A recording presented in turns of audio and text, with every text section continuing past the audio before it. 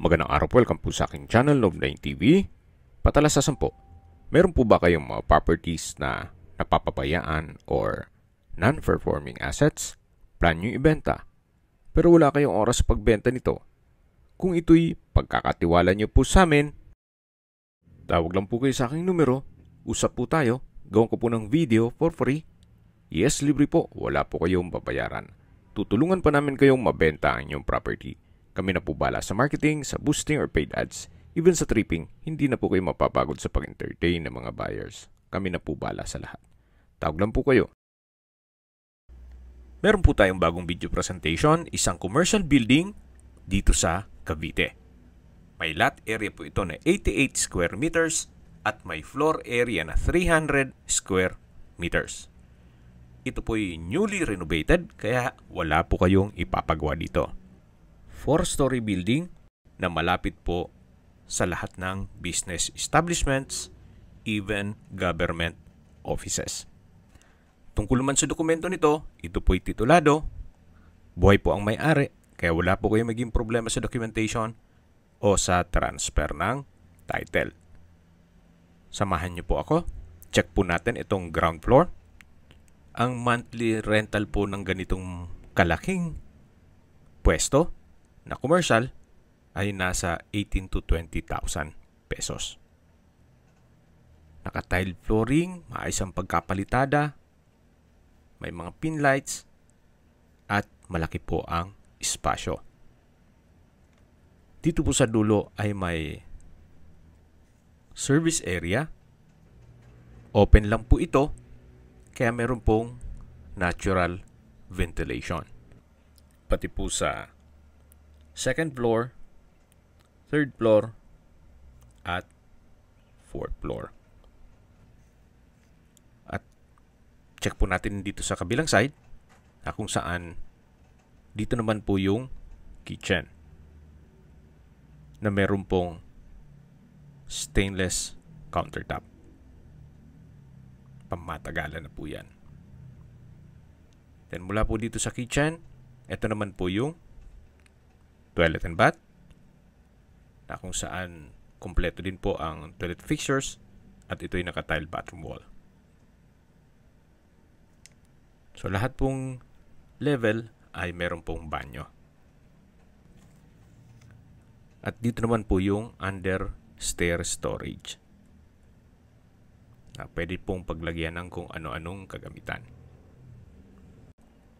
Tunghayin niyo po ulit itong ground floor bago tayo lumipat sa second floor.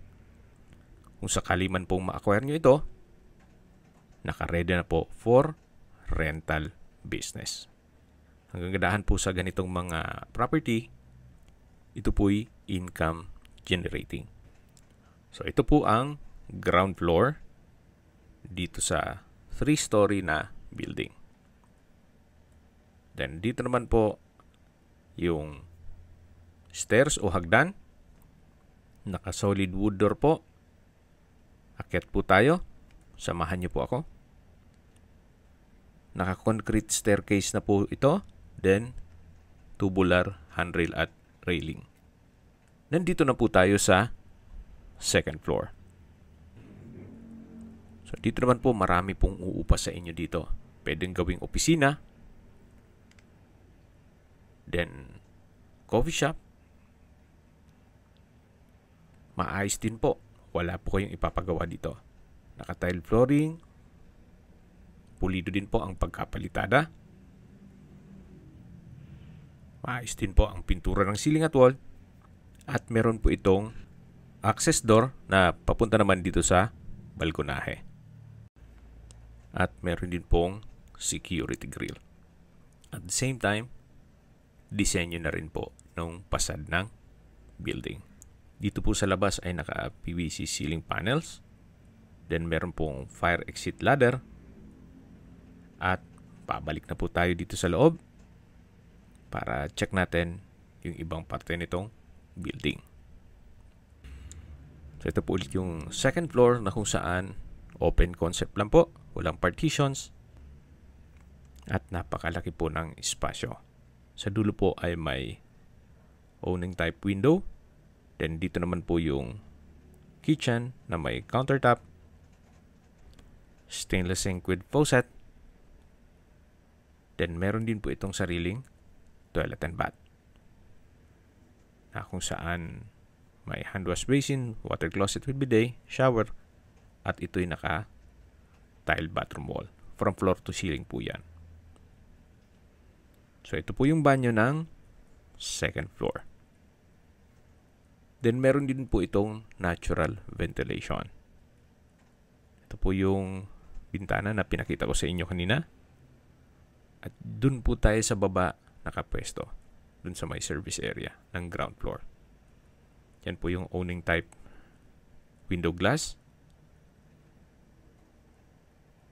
At labas po tayo para tunghayan nyo po ulit itong second floor. Bago tayo lumipat sa third floor. So balik po ulit tayo dito sa hagdan. Then ganun din po. Naka-tubular handrail and railing at concrete staircase. Samahan niyo po ulit ako. Akyat po tayo. At nandito na po tayo sa third floor. Meron pong emergency light. Halos kasing laki lang po diyan nung second floor. Then yung tile flooring, same design. May mga pin lamps, maayos din ang pagtura ng ceiling at wall. May sliding window glass. Then meron pong spasyo na pwedeng gawing kwarto, yung sa dulo. Or pwede rin pong gawing storage. Then sa dulo po ay meron pong owning type window glass. Yan po yung pintuan kung saan tayo pumasok kanina. Dito naman po ay yung understairs storage. Halos pares lang po nung sa baba. So marami din po kayong pwedeng ilagay na kagamitan dyan. Yan po ulit yung third floor. Tunghayan nyo po ulit. At lipat po tayo dito sa kitchen at toilet and bath. Naka-tile flooring din po dito. Then meron pong stainless countertop with faucet. Then open lang po ito. Then may wall-mounted na stainless rack. Ito naman po yung toilet and bath na may hand wash basin, water closet with bidet, tile bathroom wall, at shower. Halos same design lang po nung banyo sa baba. Then lalabas na ulit tayo para lipat tayo sa fourth floor. So ito po ang third floor.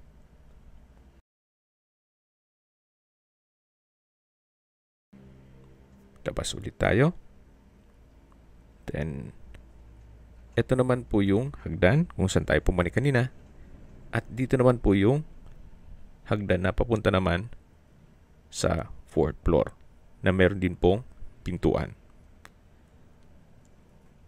Ito naman pong fourth floor. Kung sakali man po na meron po kayong kapamilya na gustong maging caretaker dito sa building, ito naman po yung para sa kanila. Or kung sakali man po na gusto nyong dito na kayo manirahan para at least na monitor nyo itong building, so malaki na rin po ito na pwede nyong tirahan. Gawa ng meron din po itong sariling kusina at banyo. Naka stainless countertop din po siya. Then may security grill. Actually yung sa third floor po pala ay gagawan din yun ng security grill. At nandito na po tayo sa banyo na kung saan ganun din po ang disenyo. Pati yung mga tiles, halos same design. May hand wash basin, water closet, at shower. Then ito naman po yung hagdan sa roof deck. Naka-concrete staircase din po. Tubular handrail and railing. At pag akyat nyo naman, ay makikita nyo yung inyong mga magiging kapitbahay. Ang may access lang po dito sa roof deck ay itong 4th floor. Ang sabi naman po sa akin ni owner ay flood-free area ito. So ito po yung nasa mataas na lugar, kaya wala pong problema sa issue ng baha. Ito naman bubong, maayos pa po, kaya wala po kayong ipapagawa dito.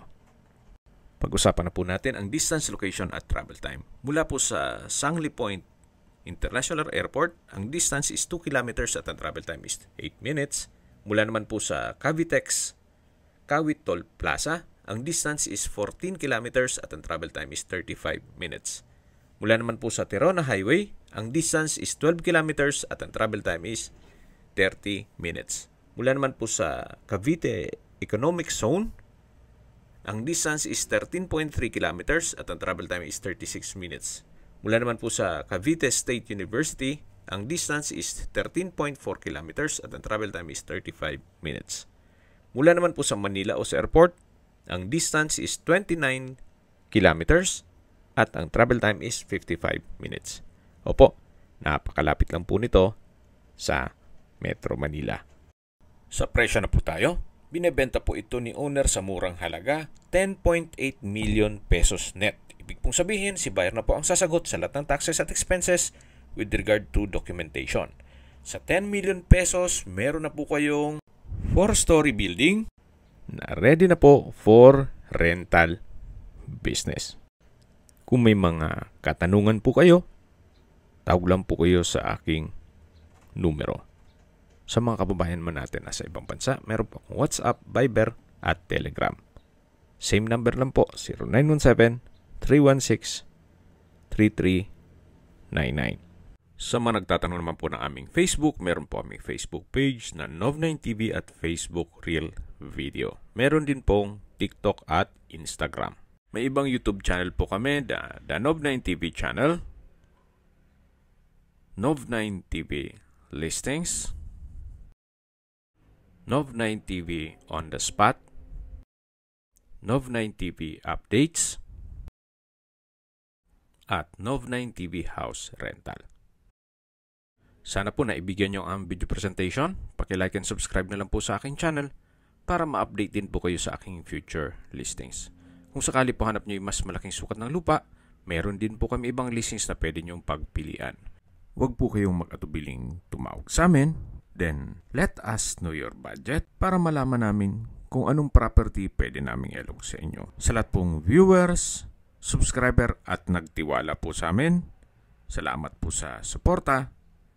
Ingat po kayo lagi at yung pamilya. Maraming salamat po.